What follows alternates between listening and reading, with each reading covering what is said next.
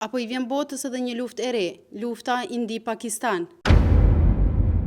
Sulmet që ndodhen gjatë natës midis Indisë dhe Pakistanit po shkaktojnë shqetësim global pas vdekjes së 29 civilëve, 26 në Pakistan dhe 3 në Indi. Nga sulmet po ashtu mësohet se kanë mbetur të paktën 46 të plagosur dhe rrëzimin e 5 avionëve luftarak indian. Armiqësitë që i çojnë të dy vendet në prag të një lufte të re, e shtata në historinë e tyre, ky konflikt mes Indisë dhe Pakistanit filloi në vitin 1947 me ndarjen kur Pakistani u krijua si shtet musliman, kurse India si një shtet kryesisht hindu. Konfliktet filluan me operacionin Sindur, në të cilin Delhi njoftoi se kishte synuar infrastrukturën terroriste në 9 lokacione në Pakistan dhe pjesën e Kashmirit të kontrolluar nga Pakistani. Pakistani u përgjigj duke rrëzuar të paktën 5 avion luftarak të forcave ajrore indiane, duke e quajtur këtë një akt lufte nga ana e Indisë. Një zëdhënësi i ushtrisë pakistaneze tha se Pakistani i ka dhënë një përgjigje të përshtatshme Indisë. India ka akuzuar Pakistanin për përfshirje në sulmin ndaj turistëve hindu në Kashmirin administruar nga India në prillin që mori jetën e 26 personave, përfshirë një qytetar nepalez. Sulmet të synuara u kryen në 9 vendodhje të infrastrukturës terroriste në Pakistan dhe në Jammu dhe në Kashmir të pushtuar nga Pakistani.